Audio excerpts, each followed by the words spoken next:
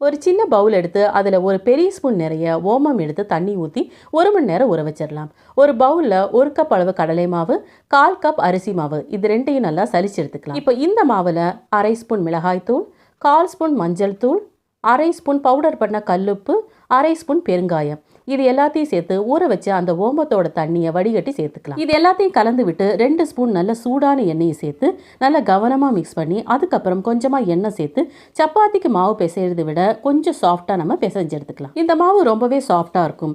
இப்போ நம்ம எண்ணெயை சூடுபடுத்தி வச்சுக்கலாம். அதுக்குள்ளே இந்த அச்சை எடுத்து நம்ம அதுக்குள்ளே இதே போல் உருண்டையாக போட்டு அந்த எண்ணெய் சூடானதுக்கப்புறம் மீடியம் ஃப்ளேம்லேயே வச்சு இதே போல் நம்ம பிழிஞ்சு எடுத்துக்கலாம். எண்ணெய் சூடாச்சுன்னா இந்த அளவுக்கு கலர் இருக்காது, ரொம்பவே ப்ரௌன் ஆயிரும். ஒரு சைடு வெந்ததுக்கப்புறம் நம்ம திருப்பி போட்டு இது 1 நிமிஷத்திலேயே நல்லாவே வெந்து வந்து எல்லாத்தையும் செஞ்சதுக்கு அப்புறம் கருவேப்பிலை அந்த சூடான இலையில போட்டு பொரிச்சு எடுத்து அதுக்கு மேல போட்டா சூப்பரான மொறு மொறுன்னு ரொம்பவே டேஸ்டான ஓம பொடி ரெடி. தேங்க்யூ.